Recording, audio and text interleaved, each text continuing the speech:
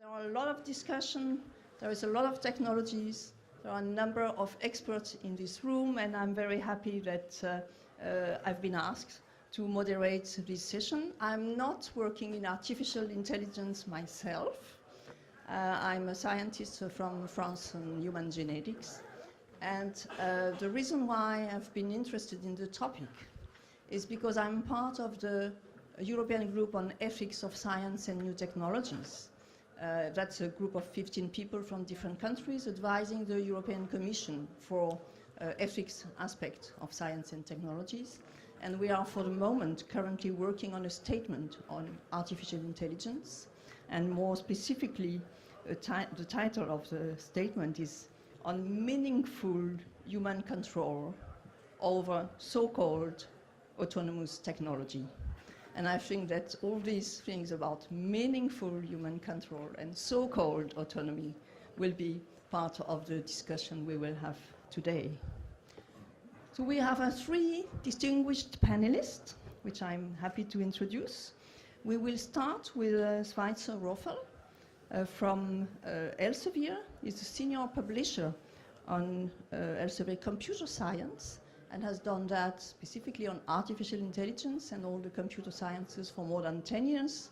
He knows the topic, he knows the people in the field, and he will introduce the session on what is it, artificial intelligence, and what are the issues.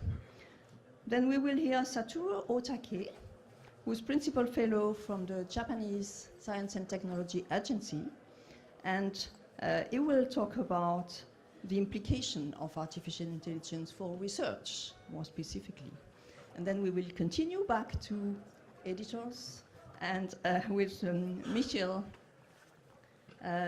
Coleman, who will actually has been preparing this session together with Aidan Gilligan, and he will talk about the relation artificial intelligence in industry, more specifically, as that's the domain where he's leading in Elsevier. But at the same time, he will take the casquette of the president of the International Publishers Association. And I think this session will be infused with the role of publishing in science in the domain of, in the context of artificial intelligence. So that's all what I have to say, and I will conclude before I call for the first speaker by saying that I have the responsibility to organize, as what is called the champion, the next Euroscience Open Forum, which is the largest European interdisciplinary conference held every second year. And next year, in 2018, it will be in Toulouse, my hometown, from the 9th to the 14th of July. And I can tell you one thing, without revealing too much of the program, which is still under the construction, that artificial intelligence and the debates we are going to have today will be high on the agenda in this conference. So now I'm going to stop and to call Schweizer Roffel for his presentation, and he will tell us what is artificial intelligence. Right. Thank you for this kind introduction. It's a pleasure to be here.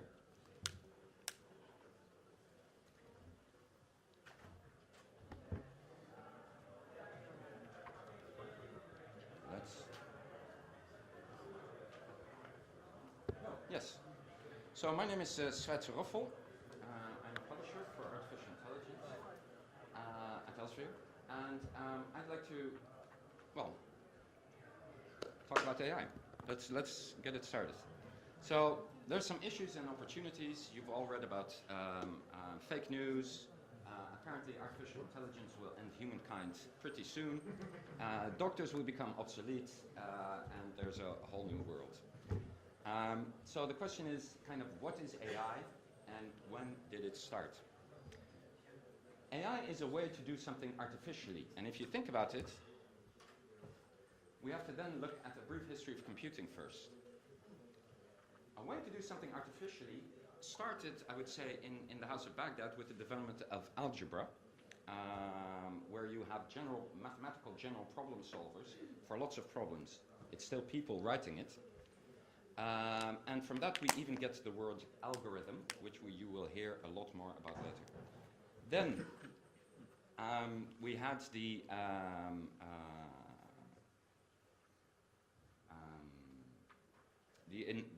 modern science in the West with a paper by Galileo Galilei on two new sciences, and around the same time Pascal built his first mechanical calculator. The interesting thing is he made great contributions to mathematics, and he actually built a calculator to do his other job, namely calculating, showing the early interplay between the state, science, and actually computing machinery. The Victorians then went on to propose a more general purpose computer by Charles Babbage. A famous example that was never built. It is famous because it also has the first actual computer program, written by the first computer programmer, which you see there above, Ada Lovelace. The real modern age started in 1936 with Turing's paper on computability of numbers, which defined the universal Turing machine. Then lots of people started building electromechanical devices, which ended up with being a Turing-complete von Neumann architecture. To put it very shortly, is we've changed the vacuum tubes for transistors, we've changed the transistors for chips. The chips got really small and powerful, it's still the same machine. Then something else happened. All these machines were connected together over a protocol, or various webs of machines were connected together over the Internet Protocol, followed by the capability to publish documents over the World Wide Web. So here you see some papers we've published, one by Vint Cerf, the other by Tim Berners-Lee. You get new companies like Google. Here you see a paper by Brin and Page when they were still at Stanford. And then it's really exponential. You get cloud computing, which is essentially distributed computing. You have big data, everything as a web service, and the Internet of Things. Which brings us nicely to why AI actually matters today. In this electronic age, AI techniques are increasingly used to reason with reality. In the industrial age, this was the prerogative of statistics, literally probability theory applied to the state. The way we reason with reality is we take a sample, and from that, a representative sample, we infer a wider truth. You do that in medicine with samples of patients. We used to do it for, say, TV ratings where everybody had a set-top box. Now you can mine Twitter, and you have a far more grained measure of reality, and you can't do that with old mathematical techniques. You need new mathematical techniques. What I'd like to impress upon you is that modern AI research is actually not magic, it's driven by lots of science. One thing to remember, it's not one field, but many, right? Many different leaders advance various bits of AI. If you read in the newspapers, oh, now this or this, it's usually a long trajectory of something that happened before. So to give you a short overview, around 2000, the modern approach to AI as defined by Russell and Nordic. So Peter Norvig is now also Google's research director. Defines it as problem solving, which you could say is you have a big bag, you open your drawer, you have lots of socks, how do I sort them? That's a problem. This sounds trivial until you realize that all modern web search engines drive on that field. Then you have knowledge representation and reasoning, both logical and non-logical. There are many ways to reason. You can do deductive reasoning, you can do inference, you can do... there are many ways of knowledge. Some things are logical. For example, some systems are logical. If a plane takes off, it must either land or crash. But a lot of other things are not so logical. Is if you are on a website, are the shoes you're looking at red, reddish, red pinkish, blue? How do you reason with uncertain knowledge? Well, both fields are actually distinct fields, and in uncertain reasoning there is a lot of probability theory, fields like fuzzy logic, if you will. Then you have machine learning, which is entirely different. This is not about representing knowledge. This is about giving lots of data to a machine, telling it what it should be, and then training the machine to do that. And then you stop doing that, and then you give it new data, and presto, the same thing comes out. You can do that supervised, semi-supervised, or unsupervised. And it's also important to know that machine learning isn't even one field, it's actually 5 very distinct subfields who mathematically disagree on how learning should take place. Then you have perception, communication, and action. NLP is basically reading text. Machines can read text. Computer visions is machines can see, face recognition, those kinds of things. Speech is getting computers to talk and interact. Can they listen to you? Can they talk to you? And robotics is action. Now what you always read is about superhuman ability, right? Applying AI techniques creates superhuman ability. Here we have a picture of Deep Blue by IBM beating Garry Kasparov at a game of chess. Below that we have Watson's Jeopardy. For those of you who don't know what Jeopardy is, it's an American game show. IBM Watson beating it at lots of open Q&A and NLP in there. And below that you see Google DeepMind who are playing Go. And the interesting thing is people say this is superhuman, like it's something really, really special. Machines can now think, they think better than people. Actually, superhuman is something else than, there's another research field called artificial general intelligence, which are the people who are essentially trying to build, if you will, general artificial intelligence. Superhuman intelligence is the capability to do one human thing a lot better than humans. This is actually not new. The books I've showed you have superhuman memory. They can remember facts far longer than I can. A motorcycle has superhuman speed. Give me one and I will beat every sprinter in the 100-meter sprint. Right? So it's really important to know that these technologies can only do one trick.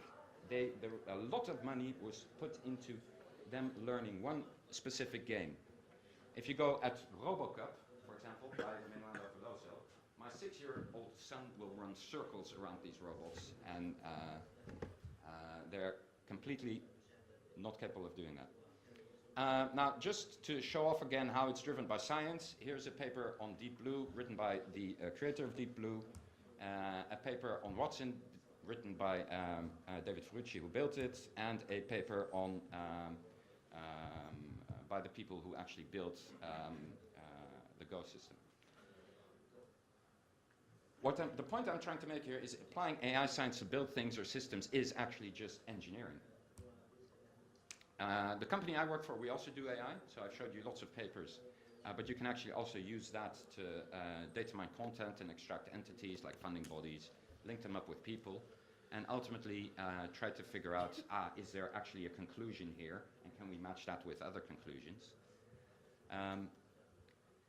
I think it's really important to understand that for AI, context really matters. AI is only effective in somewhat reliable contexts. If you will, if you know what to expect from this world. You can engineer an AI for very specific things, for very specific scripted things. So say if you call a call center, these people already have a script which they're following. This can be automated. There are certain things where computer vision can help doctors in detecting breast cancer images faster or not. You'd still want a doctor to check it though. Logistics is a classic example, so the problem solving also has constraint programming, which is basically if you move somewhere there. This gets mathematically really complex really quickly. AI is really good at solving that. In fact, a big part why funding returned to AI was because of the success in the first Gulf War, not because of all the smart thingies you saw. It was actually that the entire US Army's logistics systems ran on AI. And then they figured moving things around is actually quite complex. So context really matters. There is no general learner, there is no general AI. Everyone who says that is firmly in the field of science fiction, not science fact. Now I'd like to say, because this is I've tried to explain a little bit about the background about AI, but why I think this is important is what we're increasingly seeing is we're very good at, in the industrial age, we're very good at engineering hugely complex systems. aircrafts, with flight paths, with regulations, are you allowed to fly there, with aircraft safety standards, with processing people. These are incredibly complex systems, but they are self-contained and self-regulated systems. The same goes, if you will, for refineries. Right? They're physically constrained, and you can control them in a physical environment. So what do you get? What kind of adverse effects do you get if you start hooking up everything willy-nilly? Like I said before, interfaces matter. So, for example, the idea of Facebook that you have everyone do news, then don't be surprised if someone turns that around to you and say, well, we can also do our version of the news over your network. If you look at another interface, which is not NLP, nor speech, nor whatever, is actually direct brain-to-machine, which is known as brain-machine interfacing. Here you see an example of someone wearing a brain-machine interface and operating a robotic arm. Again, when you hear that, you think, oh, that's really cool. Think again, interfaces work both ways. I also know people who are working on using machines to control hospitals. Anyway, to summarize this, AI is not new. AI technology is actually driven by science. It's not one research field, but many. So if you want to talk to an AI expert, they will likely belong to one sub-discipline of AI. People should not be afraid. It really only is technology, right? What I do want to point out is that the digital world is the real world. So what I would like to make a point of is, let's not do tech exceptionalism. There is nothing exceptional about tech, which is a new age, which requires new rules and regulations. If someone operates a hotel over Airbnb, they are a hotel. They should adhere to fire regulations. If someone builds an app where you can take a picture with your iPhone to see if you have skin cancer because it uses computer vision to detect that, it's actually a medical device. If the same app takes a picture of your eyes to see whether you have a concussion, well, when my kids are playing, I would actually like whoever downloads that from the open web to not say, oh, I take a picture, oh no, you don't have a concussion, you know, just go play.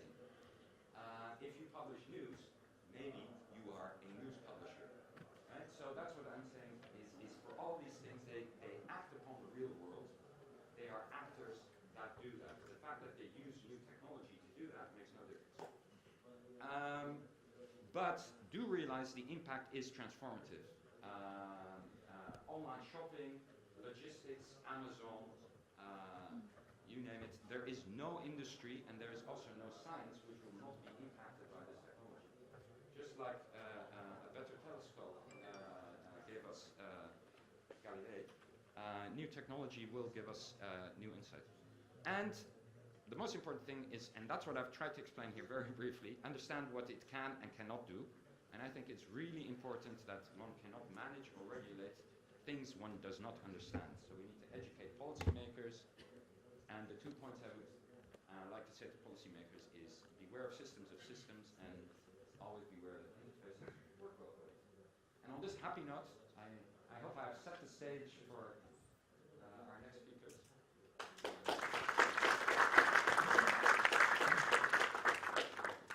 Thank you very much for setting the scene. This is much clearer for most of the people.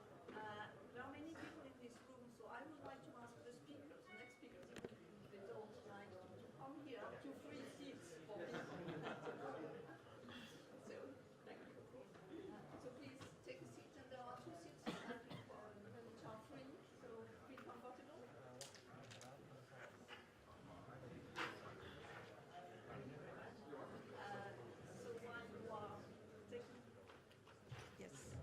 While you are taking seats here and there, I would like to introduce our next speaker, Satoru Otake, who has an exceptional experience in international relations in science and has been working for the Japanese Science and Technology Agency, but not only, and in many different other international organizations on different research aspects. And I think his expertise to talk about the implication of artificial intelligence for research is exactly adapted to this talk, please. Thank you, Anne. Good morning, everybody. Yes, I'm Satoru Otake. I'm the science policy administrator for a long time. And from a viewpoint of science policy, and regarding the relation between science and society, I would like to a few comments about AI. Just let me check the time. Okay. What is science, technology, and innovation, like advancing AI? I think fundamental science idea is that it's an intellectual curiosity. To know, one would like to know what is unknown. That is science. So science is the motivation to know. But technology, it's quite different sometimes because it's human desire to have a better things. So it will technology aim to realize what which was not yet realized before. So then innovation. Innovation is the creation of new value, maybe, which does not ever exist. But however, these three, it's always in society and linked with people. So back to the 1999, we have a so-called Budapest Declaration, which is the main, basic idea for the World Science Forum, where they provide science with society, science for society, science in society. So, and regarding it's related to society or people, the value is always important, and the will of the people to utilize this kind of things is important. Probably it's related to the story of context, which my colleague already shown. And then current situation is that big data and AI is reality. And the progress is quite quick. And big data is more than the human can process. And AI now has the ability of deep learning, as the previous speaker said. And AI will process big data instead of on behalf of, or on behalf of humans, probably. So data is explosively increasing, but this gap, AI will bury this gap, maybe. But other situations that still we have anxiety. Yes, as you said, we are not going to be afraid, but we have to be thinking about it. So AI robot deprived opportunities. Such kind of Oxford University research shows, in case of Japan, 49% of the workers will be, their job will be diminished or replaced by the AI in 2015 maybe, and US 47%, UK 35%. That is such kind of call center job. That kind of very,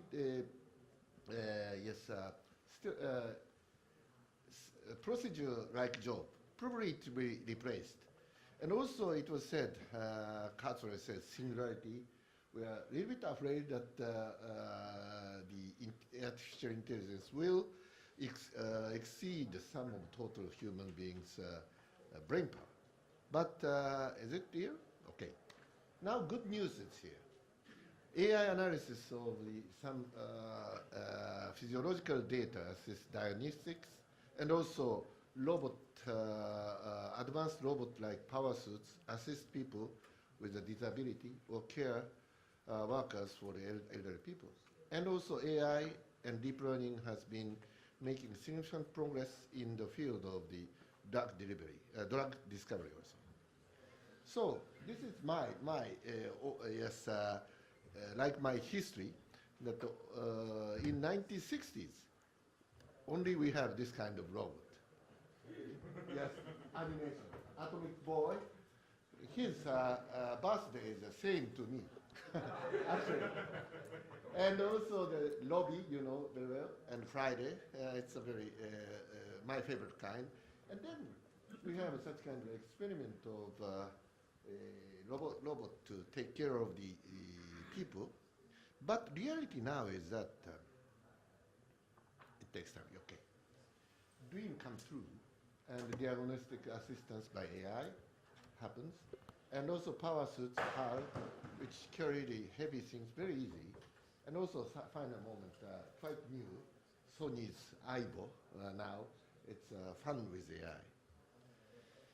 But for example, AI, and also AI is supporting drug delivery. So many candidates, and so many scientific papers. Yes, it's up to Elsevier to do such kind of business, but it's too much sometimes. So, but with AI, we can use AI is running the and narrowing down the possibility of candidates, and then we will have some good drug here. So, but still anxious. Yesterday, Dr. Kaku presented to you so many bright future. Of course, we can have bright future, but we have to be very careful sometimes.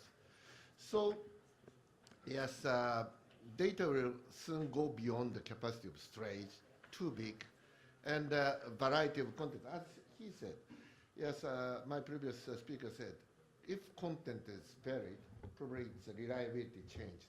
That kind of things happens. And also, any data have bias, I think. Because if you collect a poll for the election or so, always the sample is not the unanimous, represent all the feature of the groups. So that's a problem. And I'm, as a science administrator, I'm a policy maker, I'm a little bit worried about regarding research activity. Some of researchers may just use AI to believing the suggestion of the research theme and method by AI, and also coming to lose the intrinsic ability of research. That's very anxious for me. And then, but regarding data, data contains a lot of things. Numerical, images, sounds, and also text. And also, the quality is different. So in addition, like this kind of handwriting, chart, and some different characters there. So, but regarding the technology, we have technology need to deal with variety of data properly. And also, this is just yes,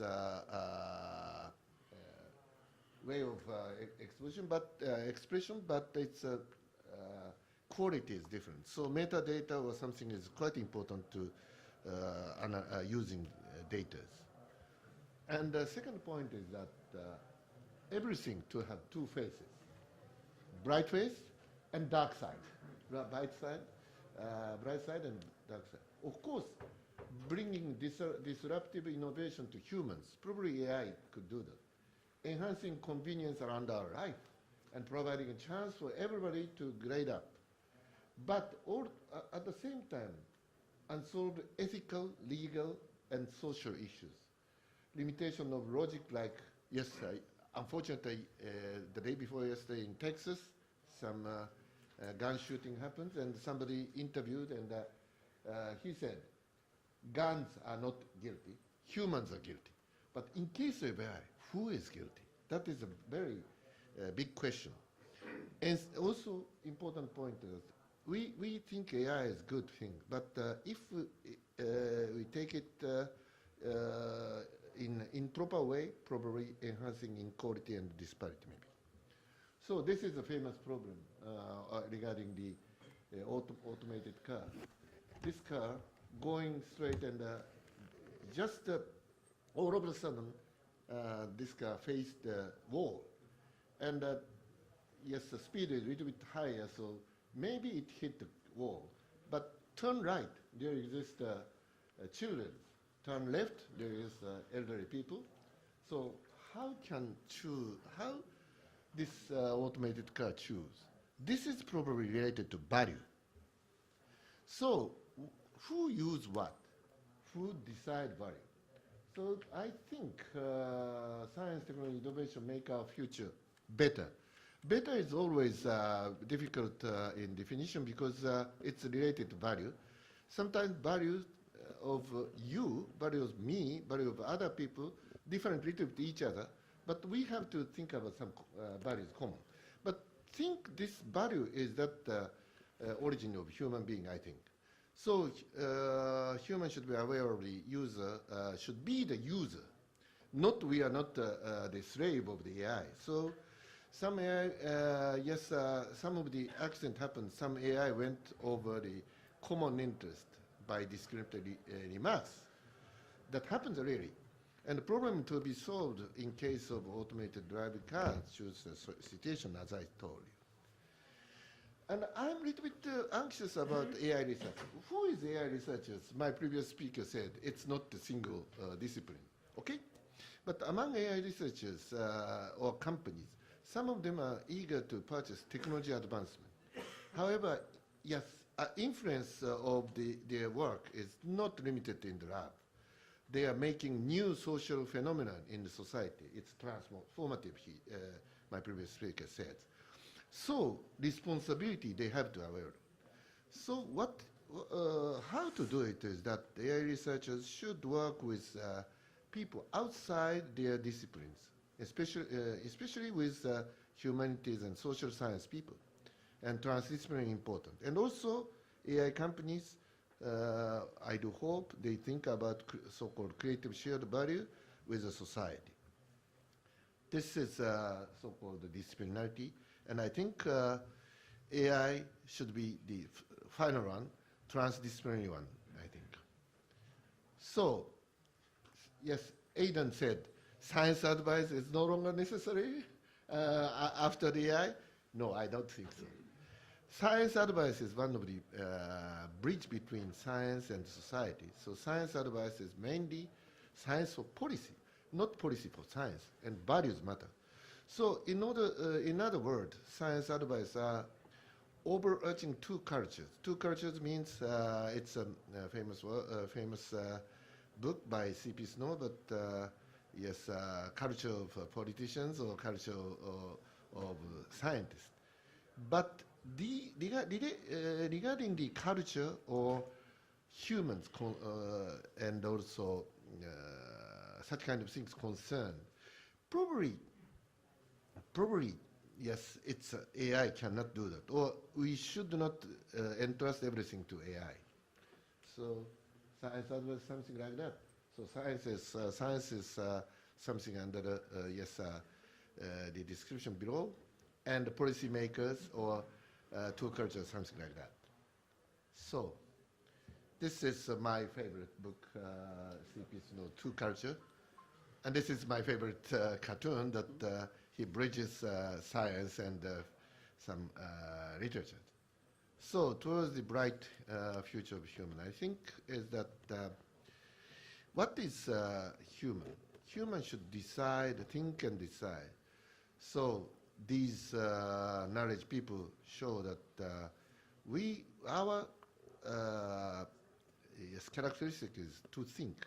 So we never entrust to think to other things, especially to AI, I think. So thank you very much.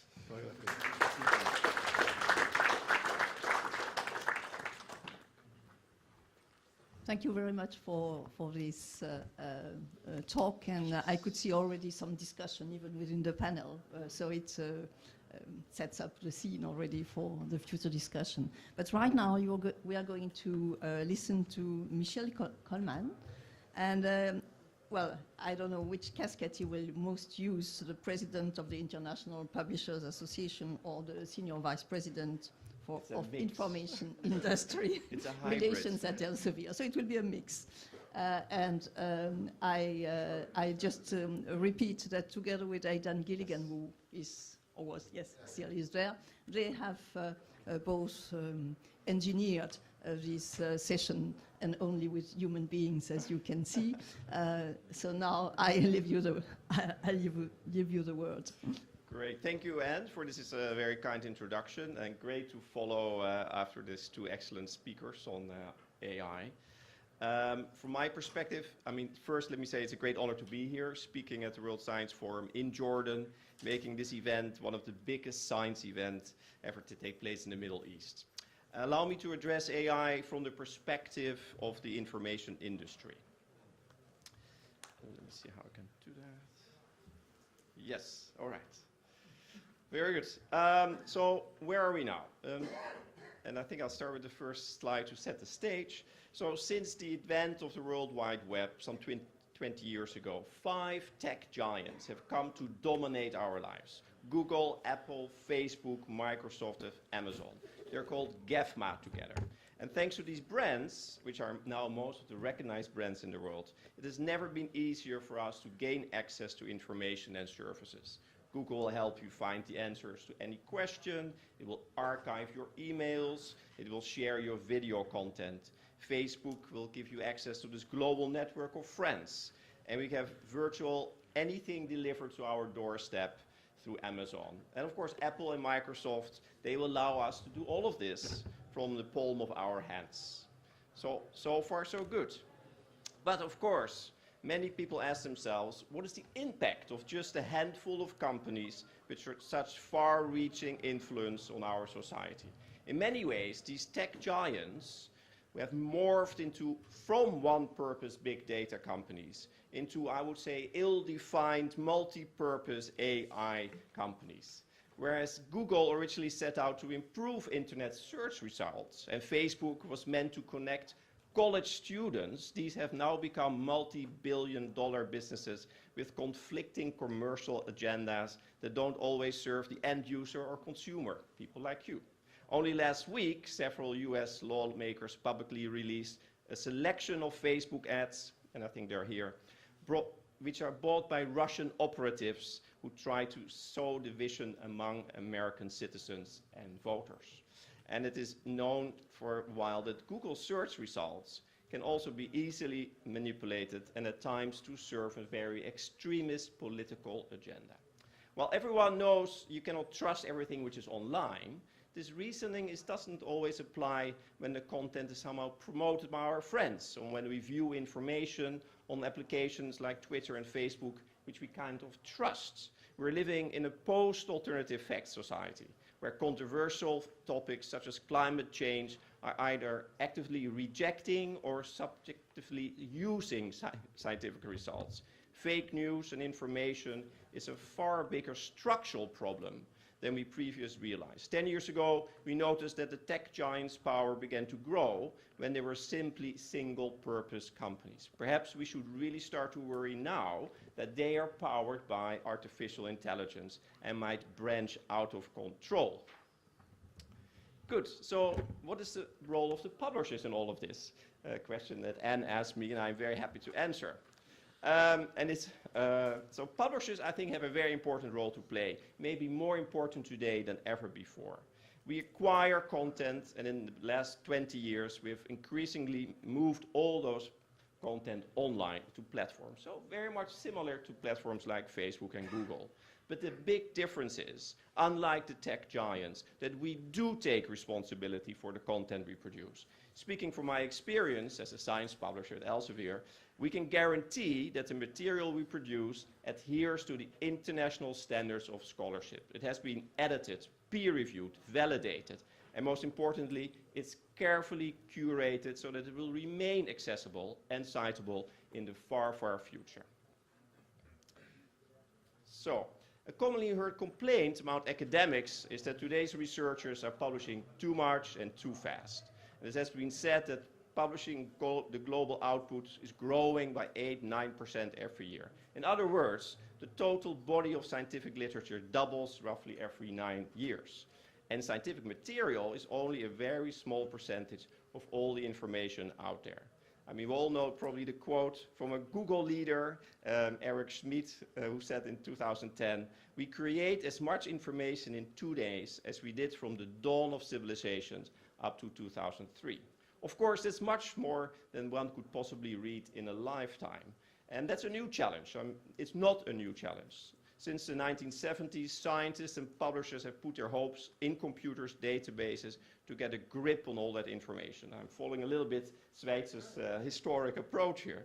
We're well aligned. The internet and later the World Wide Web were great strides in providing access to content as well as structuring it. But with the advent of AI and data mining technologies in recent years, we're finally able to digest content in other ways than just reading it.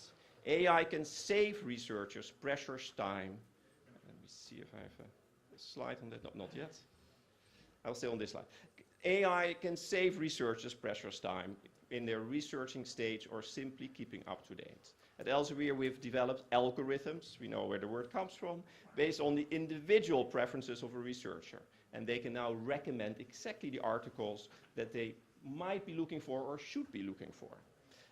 It will save time for the researcher. We can also enable to connect you with other researchers, like for instance on Mendeley or academia.edu, and explore shared connections and expertise. This will save you effort. But the real power in artificial intelligence is the ability to process the content and to provide information in a way that is easily digestible to you as a researcher. So we can also, for example, through Clinical Key, enable a doctor in an emergency room to quickly access all the key guidelines that they are now needed for him or her, so they can make the right decision next to the patient. And that potentially saves lives. So how are the players in the information industry using AI to solve these challenges? In a profession where time is luxury, a badly informed decision could mean the difference between life and death, it's essential that the information a doctor consumes is correct. As stewards of truth, publishers can guarantee that their content is not only trustworthy, but presented effectively as well. This year, Elsevier worked together with a Japanese news source, Nikkei, in listing which organizations had the most frequently cited research papers in AI. So this is an example of big data, not of AI yet. So let me put it. So this is where we published, it was actually published last week, and I thought I'll share it with you. And the surprising outcome is, and I'll show here the top 10. So you see in the top 10, so these are institutes with the most cited articles in the area of artificial intelligence. Number 1, Microsoft. Number 8, Google. There's only one European institute there, CNRS in France. And then there are some really strong powerhouses in Asia. Singapore, China, as you can see here. Overall, in the top 100, 15 are from China. You see it there at the bottom. And only one, by the way, is from Japan. And if we had done this study 10 years ago, I'm sure there would be many more Japanese institutes. So we see a clear shift within Asia from, say, Japan to an emerging science nation, China, in this area. This data comes from the Scopus database. And I think we also handed out some other studies we did with the Scopus database. Now, what does it mean for the Middle East? And actually, it's an interesting story, because here we see in the top 100, already a number 33 is the university, the Islamic Azad University in Iran. And if we go a little bit further, then we see Technion from across the Dead Sea, and then Turkish university, again an Iranian university, and then King Abdulaziz University in Saudi Arabia. So the Middle Eastern universities today are very well represented in this top 100. All right, to wrap this up, I know that Anne is watching the time. While publishers deploy data mining to extract this data, and a self-improving algorithm ensures most accurate results with every click, Elsevier services and reports have always a combination of, say, technology, of EI or big data, with human intelligence. To solve our grand challenges, we need to balance content and technology with all our stakeholders. So I call on the greater collaboration between publishers, the research community, and the technology companies to help keep our checks and balances in place. Thank you very much.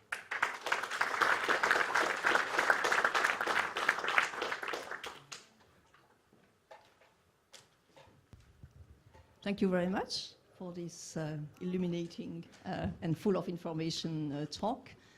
So I think with such a filled room with people interested in the topic, we won't have difficulties to have a discussion during 45 minutes. So right now, and before I open the discussion, I have seen you, you will get the word first. I would like to just recall one thing.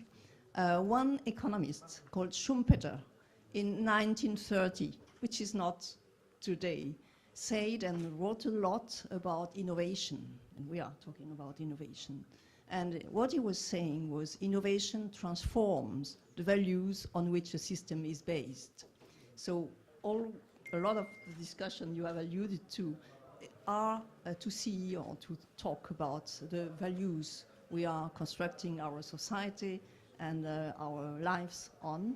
And I think that the relation between technology and values is at the heart of the discussion on artificial intelligence. And I'm sure that there will be questions where you can remind this. So please, and introduce yourself. Do we have a microphone or not? Just speak loud or just from here? So my name is Leo and I'm a research fellow at Harvard, and AI is one of the things that I do. So thank you for the amazing talks. You covered just about everything sufficiently possible happened. So I have two questions. Firstly, relating to the replacement of procedural roles by AI. Now we've seen the advent of this happening in the UK and Japan and other places as well, but you have developing countries that are much more reliant on procedural tasks for a lot of their income generation. And AI will spread like wildfire because of the advance of the internet and so forth. Is it worth looking to legislation to protect these?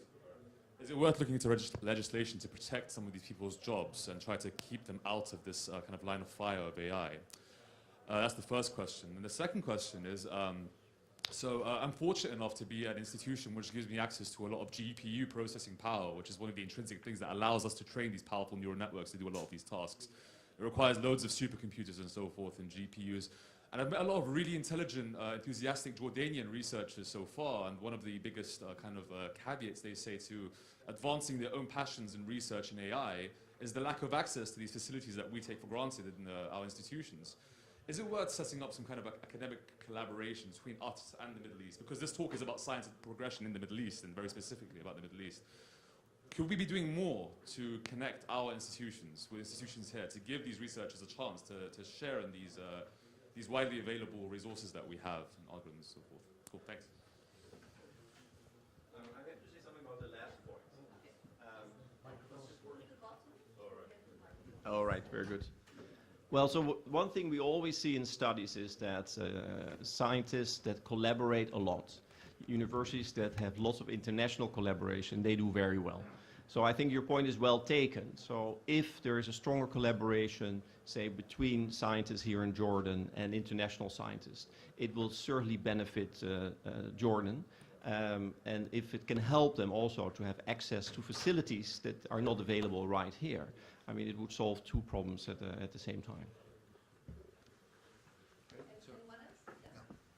First point, yes. As I said, probably such kind of so-called simple job can be replaced by AIs in the future. So the advantage of developing countries is now underdeveloping. So probably important point is that, yes, one of my colleagues said education is important, but the education, not only the politicians, but general public is important. So what is your job? Probably that is important. To use brain, to think about something. Probably these kind of things, it is not replaced easily. But simple job like just fabricating things in front of conveyor belt, that can be replaced easily by robot and AI. So you have in case of Japan or UK or United States, we have already established some of the infrastructure, which is not easily replaced. But if it is underdeveloping, it's advantage now.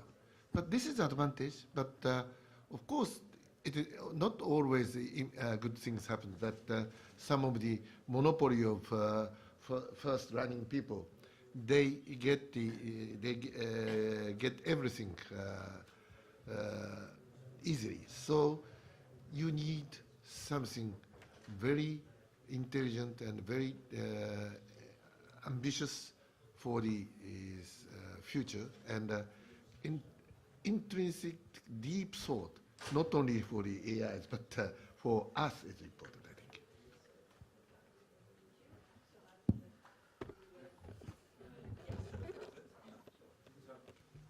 I kind of like your question on developing countries and AI in the line of fire, right?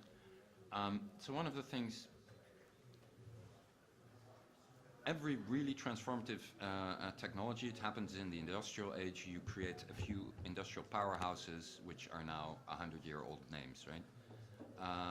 I think that would be very hard to do anything against. That will transform over time.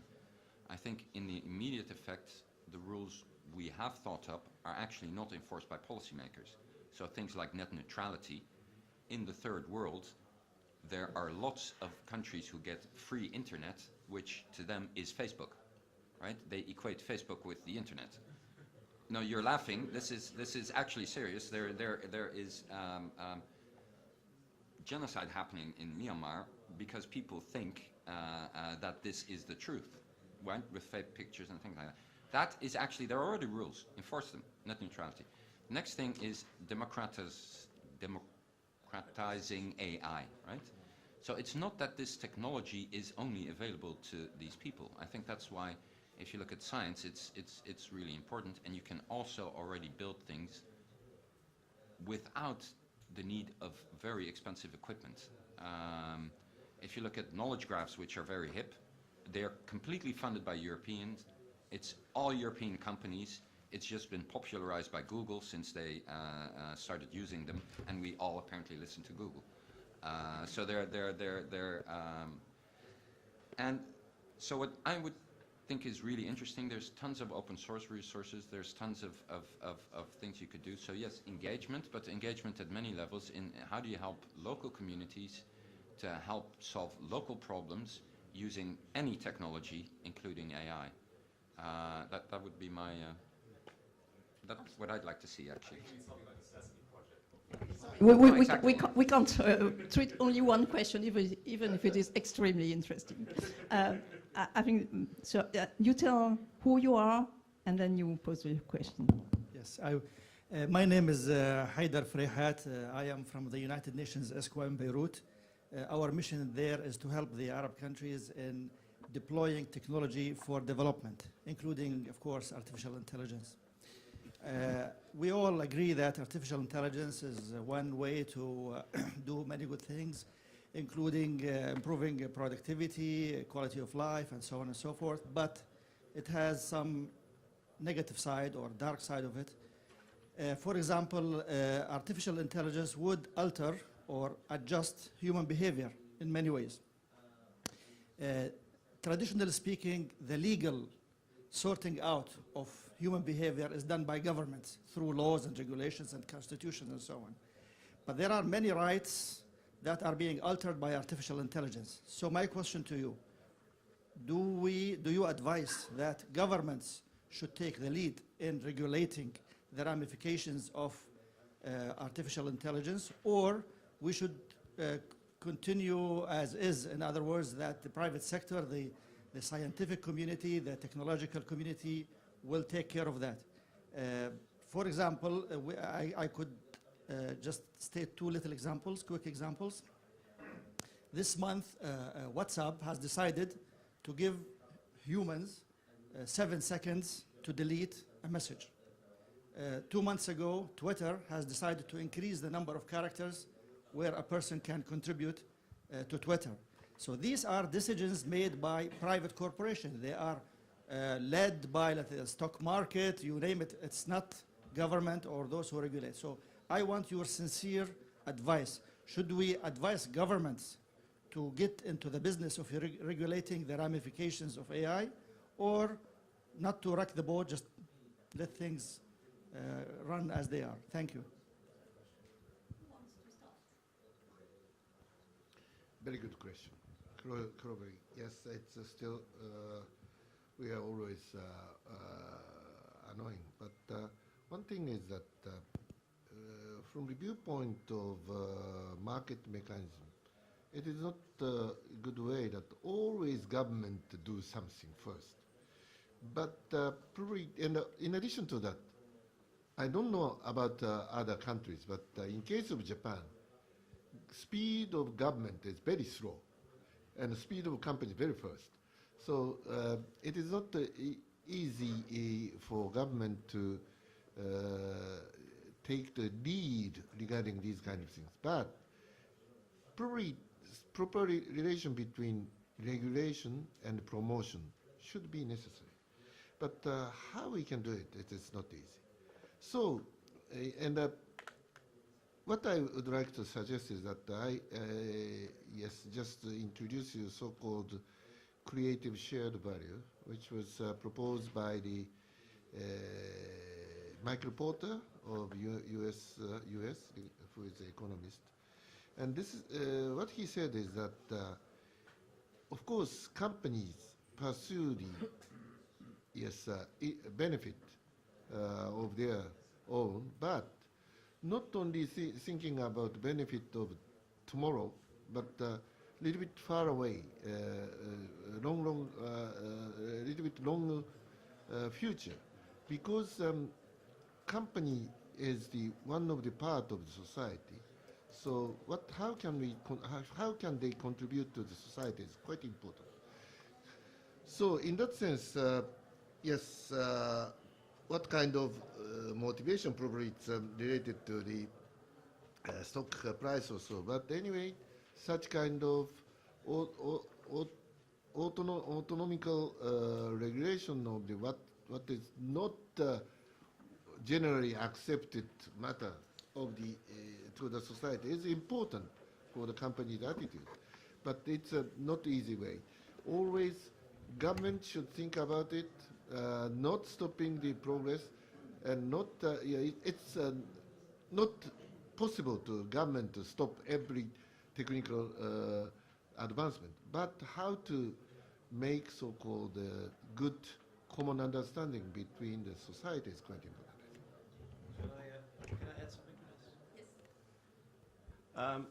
I think it depends very much whether we're talking about ethical or moral issues. And then there's a clear role for the state or the government to step in. I mean, so what we've seen that certain platforms are being used to manipulate elections, that you cannot leave to the companies involved. The examples you gave, like the number of characters for Twitter or whether WhatsApp messages disappear or not, that's not, I would say, a moral or ethical issue. That's more something that companies can decide very well for themselves. I like the example is what I tried to make. It's important to understand what you're regulating. So I really like your distinction on where do you want a certain platform where it adheres effects on other spheres of your society to do something about it, and how do you then intervene as a state. I think the interesting thing is what's now developed. What's the most visible part of AI is what people call the attention economy, right? Facebook, Twitter, they're purposely built to keep people addicted to look at it and press another button and press another button and press another button. This is done by design because they're advertising companies, right? So what do? They're advertising companies. Whether or not they have 24 characters or whatever is fairly immaterial. So that's what I mean by look at what these entities actually do, right? If they then have adverse side effects that they used to be ad companies, but now they're perceived as news companies, maybe then you should take action because they don't adhere to the quality of standards of actual slightly more robust news. So my advice would be for governments to inform themselves. There's a lot of tech regulation which is either 20 years too late or misguided. Okay, thank you very much. I will add something to this, as I told you that the European Group on Ethics and New Technologies is working on this domain, and the other topic we work on is related to your previous question, which is the future of work. So, I just want to say that sometimes, even in technical aspects that could be left to companies, there are the devil hidden in the details. And like, for example, giving a number of seconds to people to delete messages is not neutral at all, because not all the same people have the same capacity to do things quickly or less quickly. So you create differences between people according to how many seconds you give them to delete a message. And I would like just to add that in the European Union, we have a new regulation on data protection, which is taking into force next May. And there is a new right in this regulation, which is the right to be forgotten. And this is directly related to what I was alluding to. So the things are more mixed than it can appear at a first sight. But I don't want to monopolize the talk specifically, because two women have asked to ask a question. So please.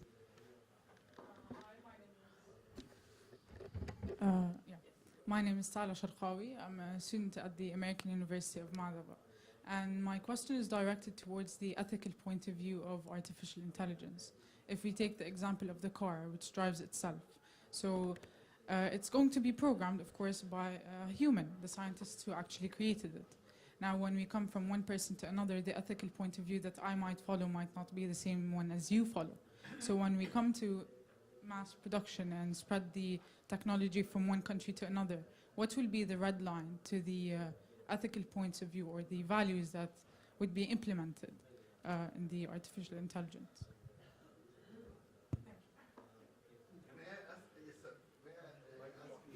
The point once again? Yes, your point once again, please. So,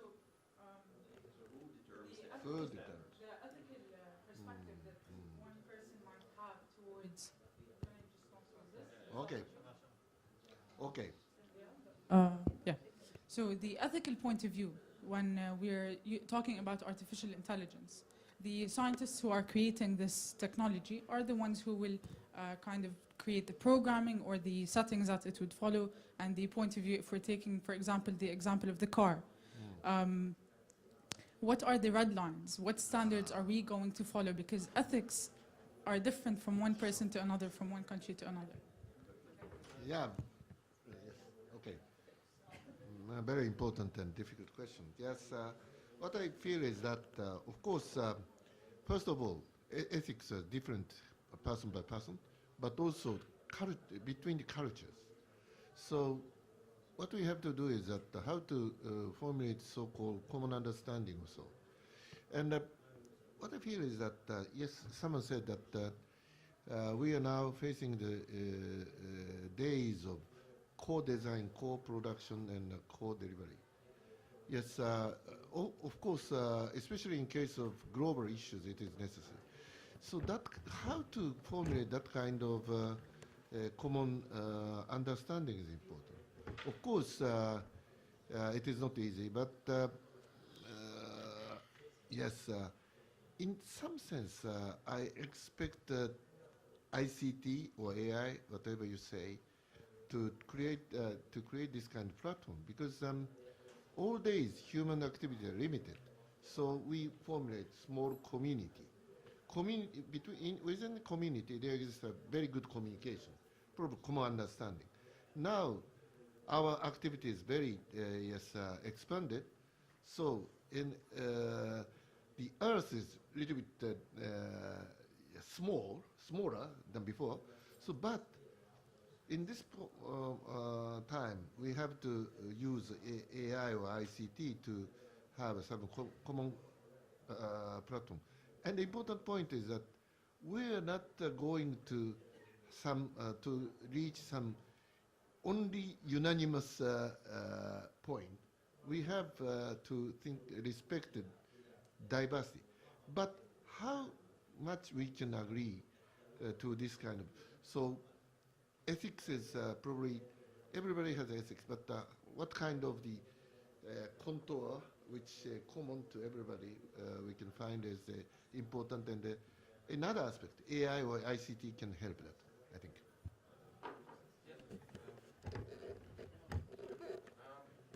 With regards to ethics, what the point I try to make is the digital world is the real world. So ethics that apply in the real world apply in the digital world. No, they're not. If you build a car, right, and the car blows up and kills someone, you can sue the car maker. If I drive the car into someone, you can sue me.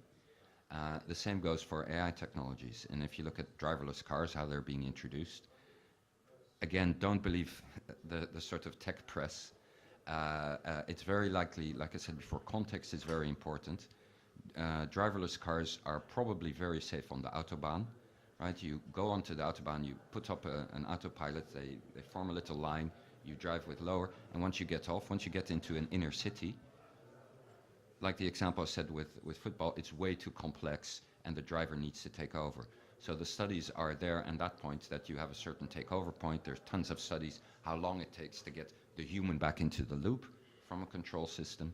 So in that point, I think the debate about AI ethics in AI is somewhat overdone. I think the digital world is the real world, and ethics in the real world should apply to the digital world and vice versa. Does that answer your question?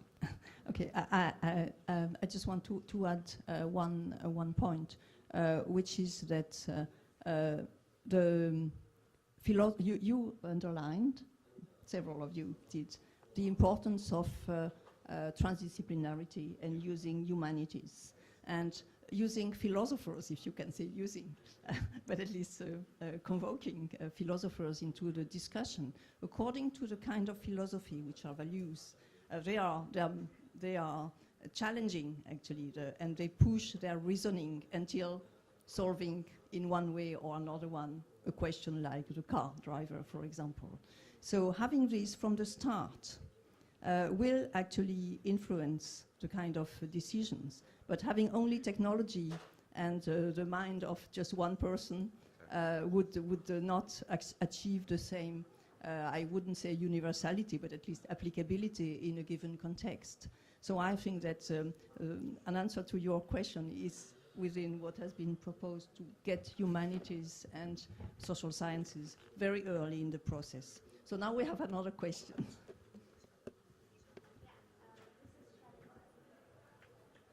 Can you hear me? Yeah.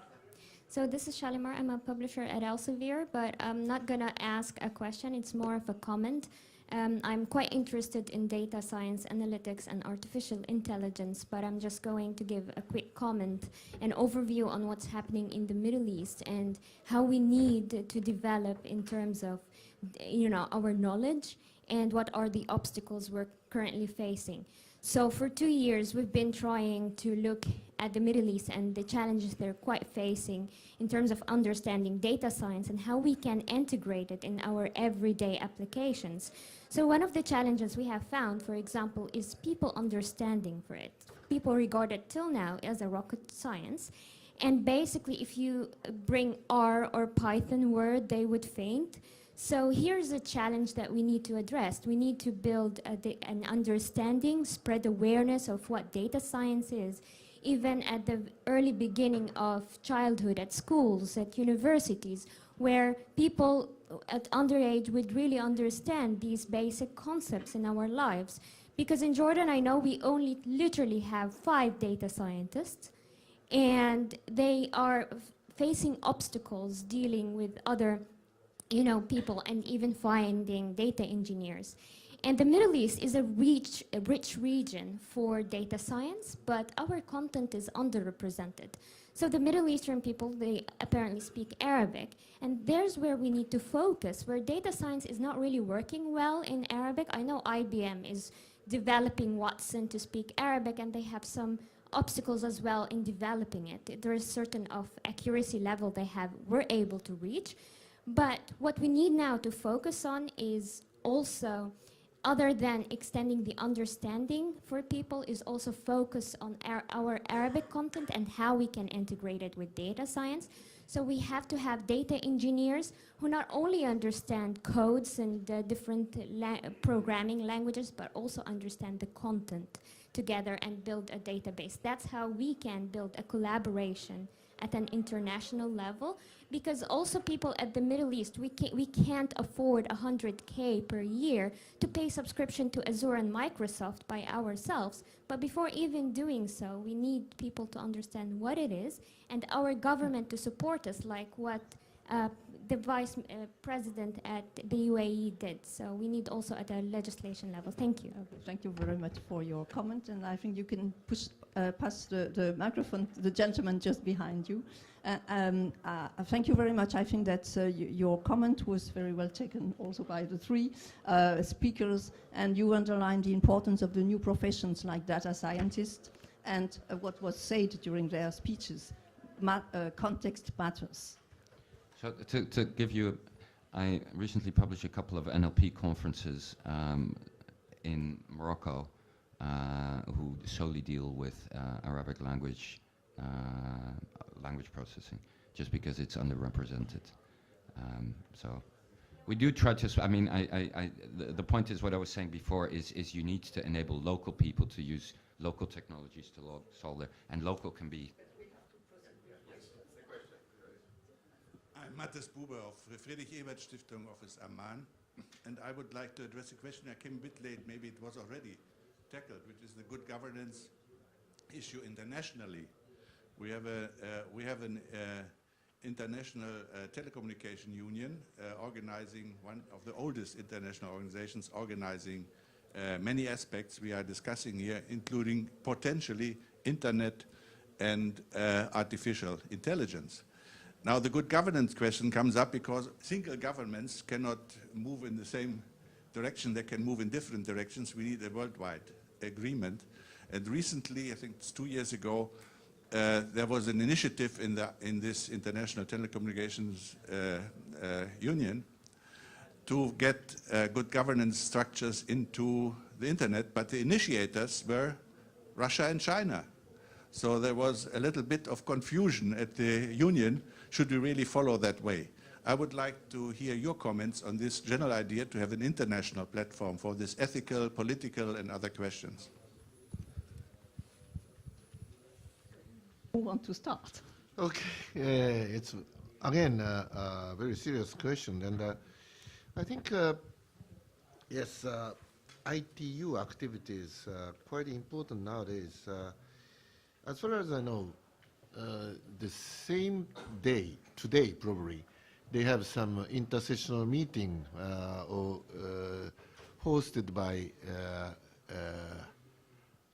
UNCTAD, but the collaboration with ITU regarding how to promote such kind of ICT technology with scope of young people and gender aspect also. Unfortunately, I cannot attend that because I'm here. But such kind of effort, probably not defining some policy first, but probably such kind of very important condition now we have, and we common to us, and discuss this kind of thing. So it's important. And yes, regarding UN system, of course, every member country can propose, read something. So if you have some difficulty on the, or problem on the current going situation, why don't we propose? But it's not, the UN is the so-called science for peace places. So counter proposal should be also peaceful and toward the peace and to make the world more comfortable to everybody. That's my point. Maybe I could just pick up on the point you made about China and Russia, but especially China here. So if we see in the data that China is absolutely leading in artificial intelligence research, and some people claim even that we would be lucky in the West if we can still catch up. So if China is involved in these discussions about regulation, I think it will be a good thing. Doesn't mean that they will set the agenda and set the tone completely, but I would definitely have them involved because of their leading position they have.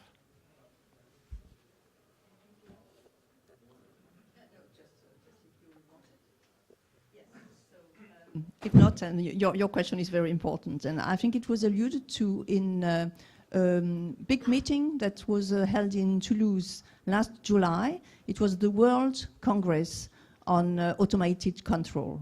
And there were a number of things, very technical, that were addressed, but also more general and on the regulation level. So please. Okay, my name is Tarar Tutunji from Philadelphia University in Jordan. My question to the panel, at which point you think that artificial intelligence will develop an essence of their own existence? That's the first part, which is a difficult one. The other one that is a follow-up, what kind of algorithms you think will initiate such an awareness? I think this is a good one for me. That's interesting. So AI has contributions from many fields. So far, psychology, philosophy, cognitive science, computational neuroscience, and a whole other fields, including philosophy, have not really come up with a definition of who we are, right? So the question on when will a machine surpass human intelligence first means A, you need to know what human intelligence is. We really don't know, right? Secondly, what I also tried to explain before, yes, machines can do certain bits humans can better, but combining that is, if you talk to researchers, let's put it this way, I think nuclear fission is actually feasible, whereas this, they don't even know how to solve the problem. So I would say never, or in a unforeseeable future.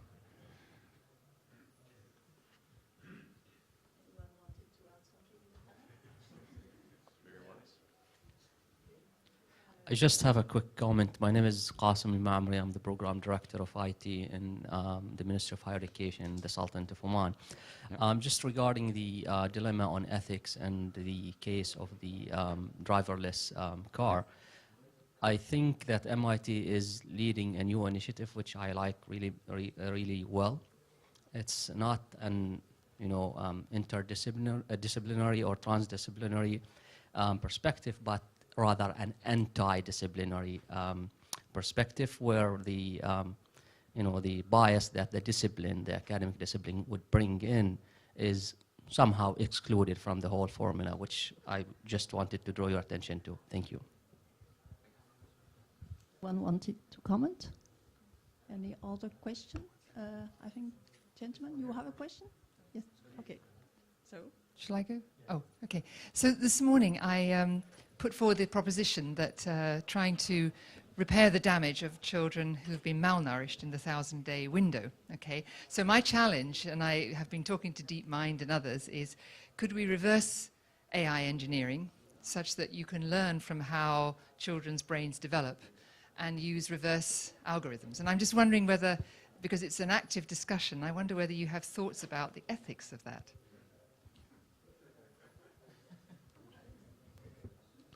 So, again, yes, I impressed your talk, disciplinary. And yeah, first I was impressed or shocked by the first 1,000 days define the some ability of the yes, baby brains. But yes, as you said that we means humans are some existence, never give up. So that's important. So such kind of reverse engineering throughout our process of deep learning, the station deep learning or machine learning, then we will yes, use this kind of process to recover such kind of babies as possible. But unfortunately, I'm not the AI expert, but generally speaking, such kind of scientific activity we have to, yes, promote. Not only to, but it should be very careful to do that, because it's, if in case, the problem is that the technology is not guilty, but the person who used technology in a very wrong way is guilty. So using the if it's not easy to realize such kind of technology, but when it achieved, and then how who can do it is quite important. So this is again the ethical problem, but we have to think about it. My name is Rania Jamal. I'm a computer science student at the American University here in Jordan. So my question basically is quite simple. Since the forum here, the sentence is science for peace, can artificial intelligence attribute to make peace, and how exactly?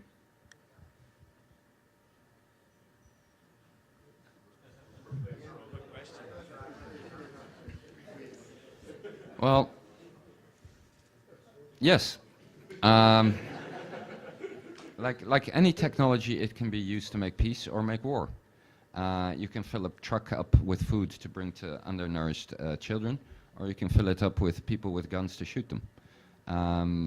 AI is no different. It's technology. You can use lots of data to figure out, okay, if people are undernourished, where do we have to have food, when, where, things like that. So, yeah, my point is I'm a big proponent of actually using technology for good reasons, right? I mean, let's not have no doubt about that. I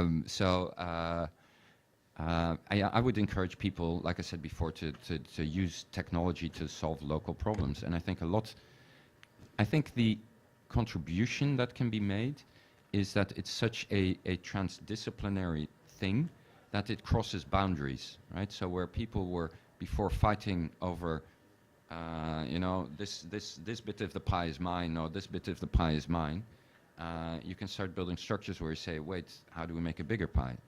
Say, for example, water loss in this area. There's some great AI papers on where you actually go through the entire system to figure out where in the total ecosystem do we need to make interventions, right, to make sure everybody has more water, which then I would say helps avoid conflict because you see it as a common problem rather than a conflict generator where you say, no, that water is mine, no, that water is mine, you stole my water. Well, you get the idea, right? So I think it would be really nice, and that's where data science centers and things like that, and basically bringing people together can help to solve common problems. And a lot of common problems transcend boundaries, political boundaries, let's put it down. So maybe did that answer your question somewhat? Yes, sir. If I can add something on the topic, there was a recent article in, I think, signed by different scientific societies in Canada, and trying to advise the government to use influence to actually ban a number of applications of artificial intelligence in certain kinds of weapons. And I think this is, there was a call for general international mobilization for this application, and I think that if you would not have said that, I would have concluded this panel recalling that the science for peace is the motto of this conference, and that we cannot talk a whole half morning about artificial intelligence without talking about this possible use as weapons of artificial intelligence, and the mobilization of people being like you are for the good use, use for humanity, and not to create problems and wars of these technologies. Any other question? Yes.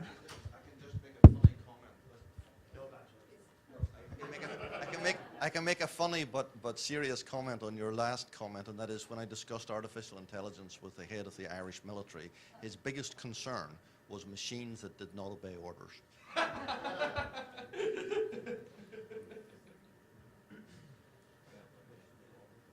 You want to say something? Commenting on that. Yeah. AI gives you the ability- Take the microphone. AI just gives you the ability to objectively interpret data, whereas a lot of times we're subjectively interpreting data subject to our own beliefs and our prior knowledge of systems. AI actually allows you to have an objective interpretation. That's the reason why AI will always tend to be assistants rather than actually taking the masthead of any kind of leading system. AI will never be making the diagnosis. It will be giving an objective interpretation, whereas, for example, a pathologist's interpretation of a certain slide might have high variability between different pathologists, and a driver's interpretation of the ethics question as well, he might go left or right. The AI will always give a objective interpretation regardless of its prior beliefs. So this is where I think it might have a lot of usefulness in peace, whereas someone might come into a situation or a talk or something with his own personal prior beliefs given a certain set of data. He can look at what the AI interprets the data to mean and help that guide his decision. So I think we have to conclude because we come to an end of this session, and I would like to thank a lot our speakers, but also the audience, because nobody fell asleep. You were all very alive, and all those who asked questions, but all the others were very listening to each other, and I think this is part of Science for Peace. Thank you.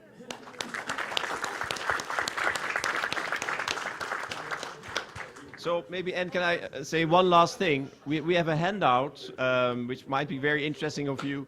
It's about the Middle East and North Africa, the research performance, which is a topic we didn't go too deeply into, but everything you always wanted to know, how is the Gulf doing compared to the African countries, it will be solved in this handout, so help yourself.